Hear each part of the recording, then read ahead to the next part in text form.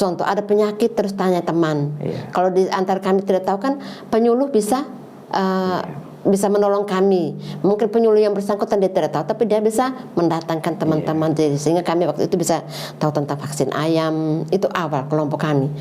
Saya lihat nih VCO ini kan ini 100 ml ya. Ya, 100 ml ini kira-kira butuh kelapa berapa buah nih Bu kira-kira? Kalau kalau kelapa itu 3 buah. 3 buah. Ya, Pak. 3 buah. Nah, kalau sudah jadi VCO, ini kan kita kalau analisa orang-orang kampung ayam kampung. Terus ada yang di bagian pengolahan. Pengolahan produk hasil pertanian. Ya, berarti kira-kira dari sejumlah anggota sekarang posisi berapa kalau di P4S? Kami 30 orang. 30 orang di P4S Damai ya. Masing-masing dengan usahanya. Usahanya masing-masing. Horti, kemudian ternak, kemudian produk. Pengolahan.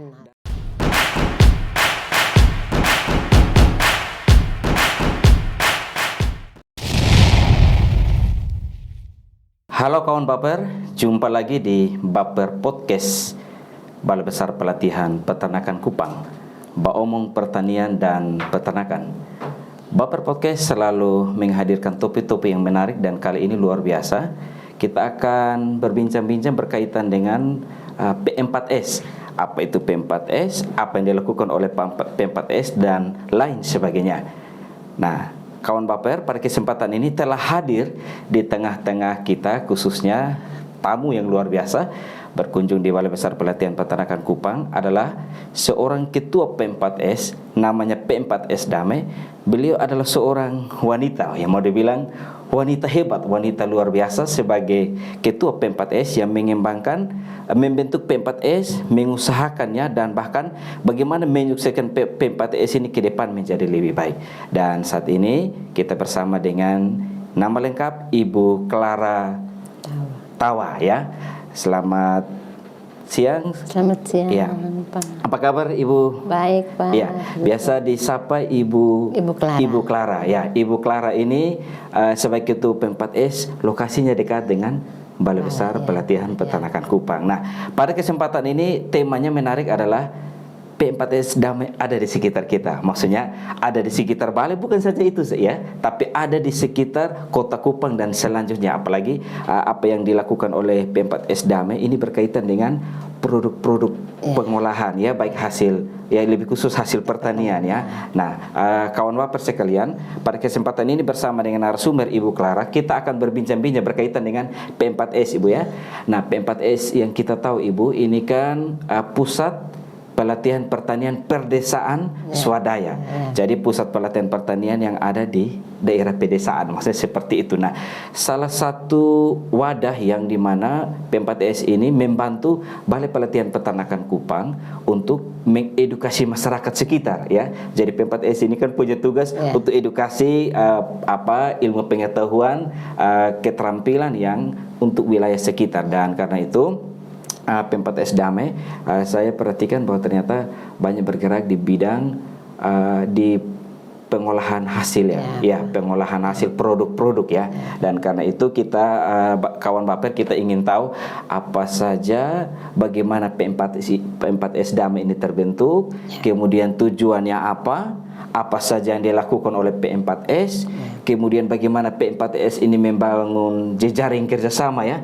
Tapi lebih daripada itu kan, segala usaha yang kita lakukan kan endingnya harus menghasilkan cuan ya, menghasilkan uang. Karena apa arti sebuah usaha kalau misalkan tidak menghasilkan? Dan mudah-mudahan dengan sharing kita pada kesempatan ini tentu menginspirasi barangkali tidak saja orang tua ya yang usia lanjut, tetapi khusus orang-orang muda tidak salah untuk bisa membentuk P4S ya. Yang penting ada usaha, ada aktivitas. Jangan sampai hanya papa nama saja Bu Clara ya. Nah, kawan Baper sekalian, pada kesempatan ini kita ingin mendengarkan kira-kira awal mulanya P4S Damai ini pembentukan seperti apa? Apakah secara individu atau berkelompok atau sebelumnya seperti apa? Kita coba dengarkan penjelasan dari Ibu Clara. Ya, baik. Terima kasih Pak atas kesempatan diberikan. Kelompok kami awalnya itu KWT itu kelompok wanita tani. Karena kami kaum perempuan semua. Dan kami punya niat untuk berkelompok. Waktu itu kami terbentuk tahun 2003 2003 dengan nama KWT Damai. KWT Damai. Ya. Dan awal itu kami bentuk kelompok, banyak yang mendaftarkan diri karena mengharapkan kalau ada kelompok berarti ada bantuan. Wah, itu. Ya. Iya. Jadi kami berjumlah 40 orang. Dalam perjalanan selang 2 bulan mereka tanya, kita belum dapat bantuan. Terus kami bilang kalau di sini bukan untuk dapat bantuan. Iya. Kalau mau datang bergabung tetap hanya untuk mau mengharapkan uang atau bantuan, biar kita yang tidak bisa bergabung. Iya. Oh. Lalu betul mereka mengundurkan diri. Lalu tinggallah kami 13 orang berjalan dari 40 tinggal 13. Kami berjalan terus dengan yuran waktu itu Rp500. Iya. Rp500 kami tetap berjalan setiap bulan, dan selang 4 bulan begitu kami dilirik oleh penyuluh. Iya. Dan tahun 2003, tahun yang sama di bulan Agustus, iya, ada program di balai tentang sekolah lapangan. Oh ya, SL. Dan ya, SL. Dan ibu penyuluh, iya, merekomendasikan kelompok kami untuk bisa dapat sekolah lapangan itu, dan harus berjumlah anggota 25 orang. Dan kami rekrut lagi anggota untuk menggenapi jumlah yang itu sebagai syarat menurut dari balai. Dan waktu itu kami ikut sekolah lapangan selama 3 bulan, dan di akhir kegiatan tuh kami mendapat seperti uang transport begitu 250.000 per orang. Per orang kali 25. Jadi kali 25 orang, jadi kami 6.500.000. Waktu itu kami merasa luar biasa. Iya. Luar biasa karena kami kan yuran Rp500. Iya. Kapan baru banyak. Dan ini balai kasih kami uang 6.500.000. Oh, lalu biasa. Kami merasa senang. Terus anggota kan menuntut, itu haknya anggota. Kan itu mereka mengikuti kegiatan itu kan harus dibagi. Iya.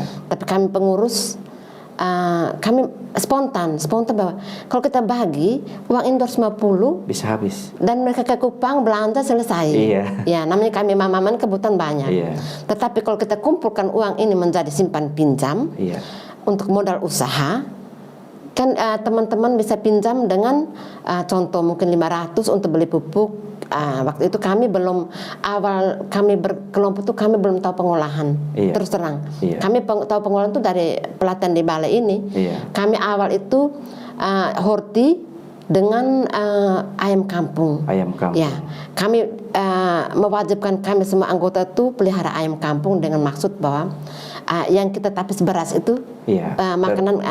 Kita kan belum ada modal untuk membeli makan ayam, artinya memberi makan ayam sekedar saja. Jadi kami hanya dengan maksud bahwa kita tapis beras itu ujungnya itu kasih ayam. Dan semua anggota diwajibkan untuk memelihara ayam. Terus ayam itu cari masing-masing ya? Cari masing-masing, tetapi harus ada. Setiap anggota harus ada. Dan kami tidak tahu vaksin. Terus dengan ini, itulah kami dengan berkelompok itu kami saling belajar. Kami saling belajar bahwa ada contoh, ada penyakit, terus tanya teman. Kalau di antara kami tidak tahu kan penyuluh bisa bisa menolong kami. Mungkin penyuluh yang bersangkutan dia tidak tahu, tapi dia bisa mendatangkan teman-teman. Sehingga kami waktu itu bisa tahu tentang vaksin ayam. Itu awal kelompok kami. Dalam perjalanan saya kembali ke yang tadi itu, terus uang kami memang ada itu kan 6,5 juta. Tahu kami ibu-ibu kalau uang tidak dibagikan mereka komplain, Pak. Komplain bahwa nanti pengurus gunakan itu uang, tetapi kami tetap tunjukkan bahwa ini semua untuk kelompok. Artinya supaya teman-teman jangan kesulitan modal. Contoh mau beli bibit kan mesti pinjam, kesulitan. Kalau kita 6.500.000 kan anggota bisa punya hak untuk pinjam bisa dengan 500, bahkan 1 juta. Waktu itu kami kasih keringanan bunga, tidak tanpa bunga, betul-betul untuk menolong anggota. Memang betul waktu itu kami awal tuh kami adalah mama-mama yang betul-betul ibu rumah tangga. Kami pendatang semua dengan berbagai suku, ada yang NTT ini kami ada yang dari Alor, timur, dari ende, dari ya kami macam artinya ya rote. Wanita-wanita yang ada di sekitar. Ya perantauan, kami perantauan di Nolbaki sini ya. Dari kami dari waktu itu kira-kira kami berjalan kelompok itu berapa lama baru kemudian bisa menjadi P4S? Kan dari kelompok berubah menjadi P4S sekarang ya? Ya, kami dari menjadi 2003 P4S itu 2003 KBT Damai. Terus 2014 kami waktu itu Pak Yeri dia kuliah S2, dia penelitian di kelompok. Oh iya. Ya di kelompok ini. Terus mungkin tidak tahu kami juga Pak Yeri itu melihat kami punya perkembangan aktivitas setiap hari, tetap rutinitas kami itu rapat. Ya. Lalu Pak Menes bilang, Pak Jerry bilang, ini harus saya rekomendasikan ke balai untuk menjadi P4S. Ini layak untuk menjadi P4S. Waktu itu kami ini tidak tahu P4S itu apa, dan beliau menjelaskan dan kami tahu, dan ternyata P4S itu luar biasa. Kita bisa berjaring dan kita juga kita bisa menjadi fasilitator untuk teman-teman di sekitar, saling menolong. Berdasarkan pengalaman-pengalaman sebelum. Nah, Bu Clara, ini khusus P4S ya, P4S Damai. Kira-kira dulu kan hortikultura, kemudian ayam tadi ya, ayam kampung. Kalau sekarang P4S kira-kira di bidang apa saja bergerak fokusnya? Apakah masih tetap di ayam atau itu, atau mungkin fokus hanya di produk-produk ini, atau bagaimana? Kami dari semua anggota itu ada yang horti. Tetap, masih ada yang horti, ada horti juga. Ada yang horti, terus ada yang ternak tetap, dan ada yang ayam kampung. Terus ada yang di bagian pengolahan produk hasil pertanian. Berarti kira-kira dari sejumlah anggota sekarang posisi berapa kalau di P4S? Kami 30 orang. 30 orang di P4S Damai ya, masing-masing dengan usahanya. Horti, kemudian ternak, kemudian produk.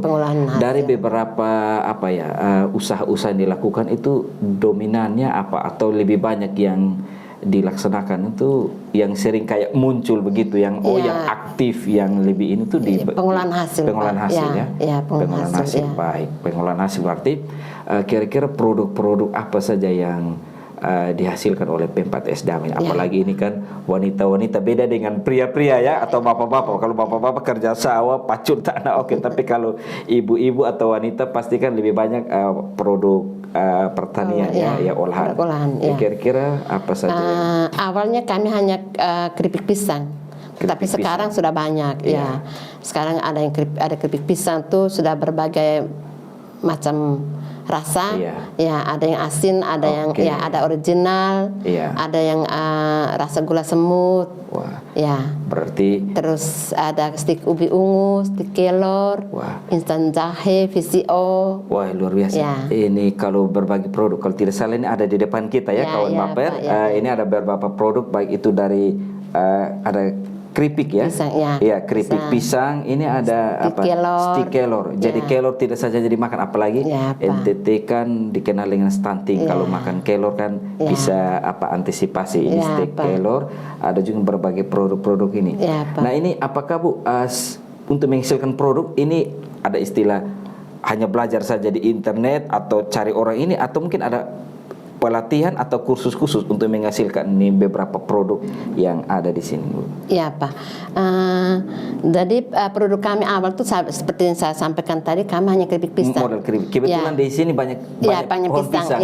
Terus dalam perjalanan kami kan sering kegiatan macam ada pameran di mana begitu. Pameran. Ada pameran atau ada pelatihan di sana. Kami ada teman-teman yang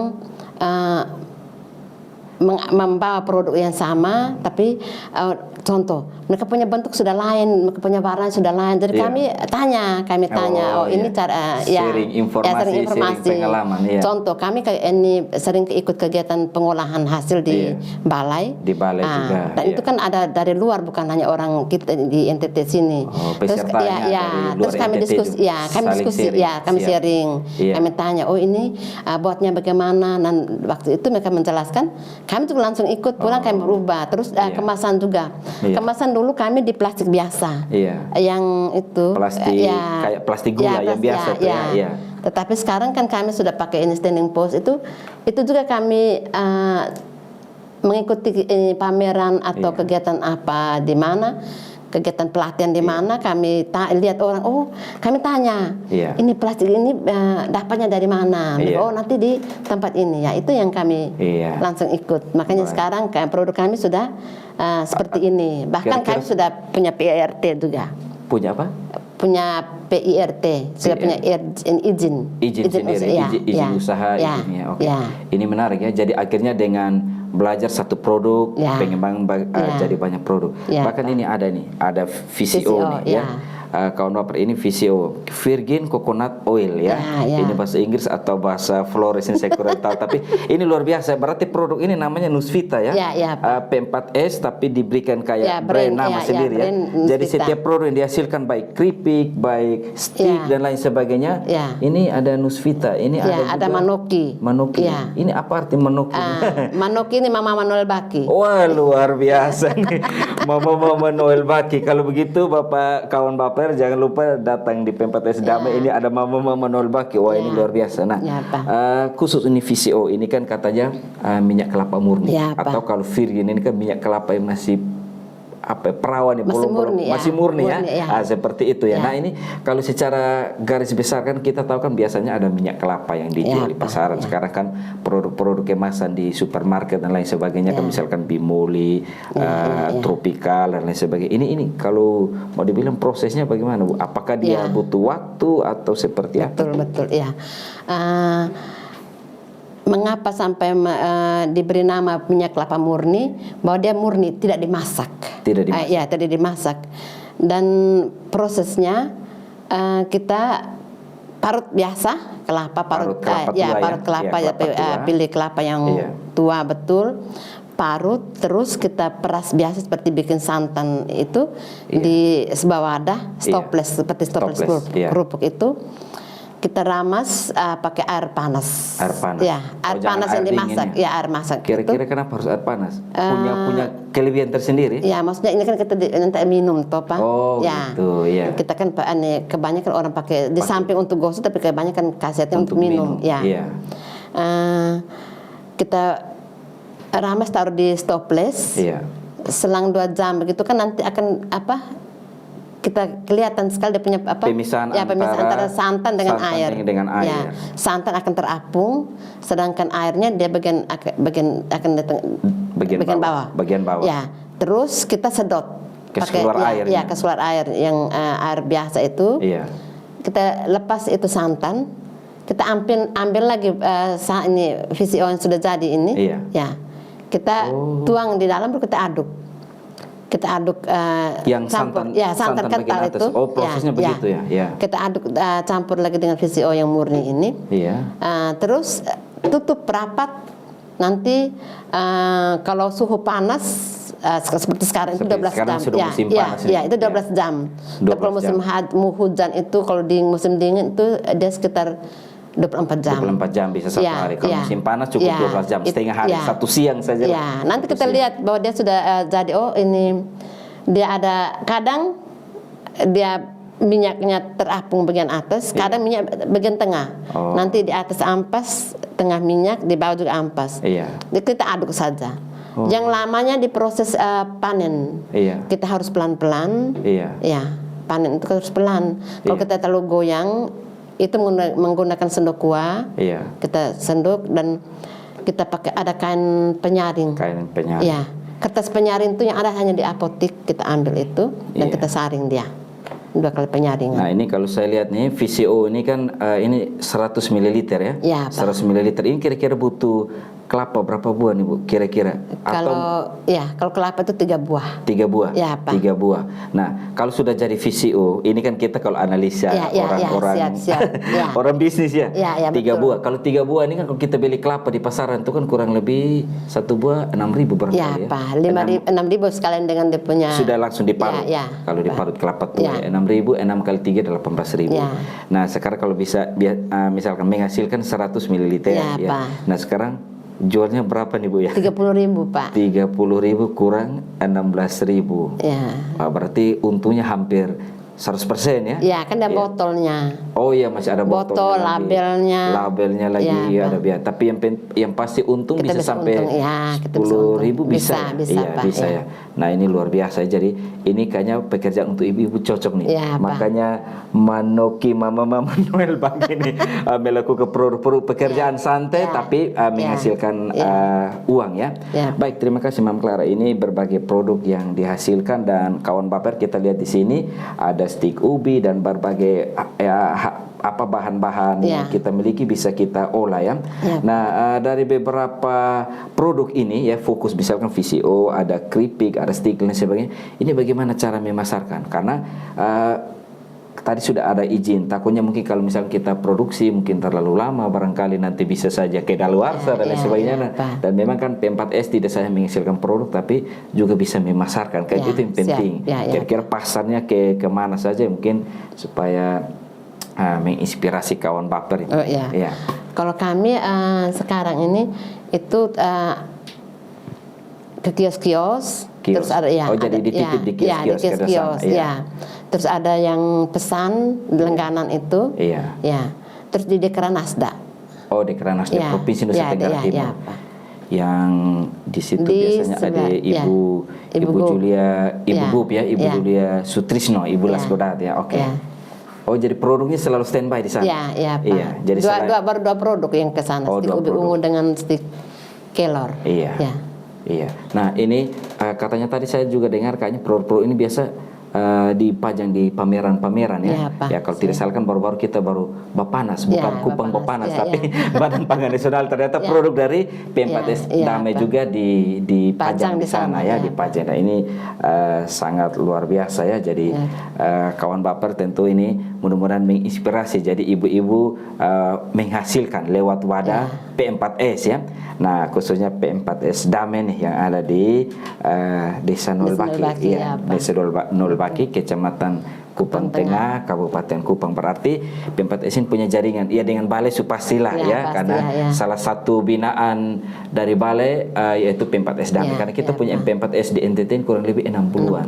Ada yang aktif luar biasa, ada juga yang pas-pas, ada juga yang ya seperti apa, dan itu menjadi pergumulan khusus dengan Balai Besar Pelatihan Peternakan Kupang. Nah, produk-produk ini saya lihat tadi izin usaha ya. Ada juga yang sudah ada izin BPOM-nya, izin apa tuh? BPOM. Ya, Balai POM-nya. Balai POM-nya ya. Iya.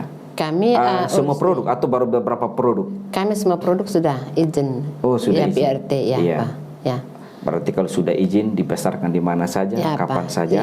Nah, Ibu Clara ini kita juga di Balai Besar Pelatihan Peternakan Kupang tidak saja P4S yang mau dibilang mempromosikan produk, tapi Balai Besar juga punya produk yang dipromosikan. Ini luar biasa. Mungkin ini kan kita bisa kerjasama. Kita ada brand namanya Singgako. Itu bahasa Kupang. Singgako. Singgah dulu.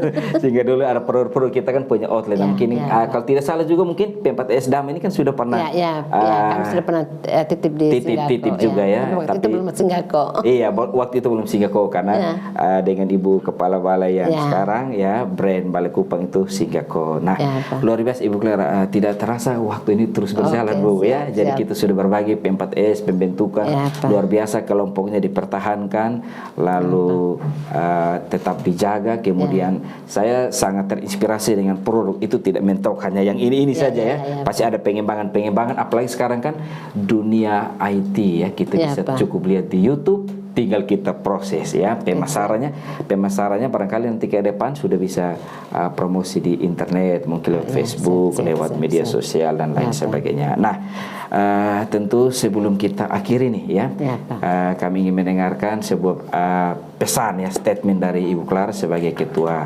P4S untuk bagaimana memotivasi kawan baper supaya bagaimana mereka juga kalau bisa menciptakan P4S, karena kalau kami balai melakukan pelatihan tidak mungkin menjangkau semua, apalagi jadi mungkin itu yang akhirnya P4S itu yang punya peranan penting juga, salah satu di daerah di wilayah tempatnya untuk bisa mengedukasi masyarakat sekitar. Tadi kan SL ataupun pelatihan-pelatihan, bahkan Ibu Clara juga menjadi narasumber ya, bisa menjadi praktisi, membagi pengalaman pengetahuan berkaitan dengan produk-produk ataupun semua yang dilakukan di P4S Damai. Silakan Ibu pesannya.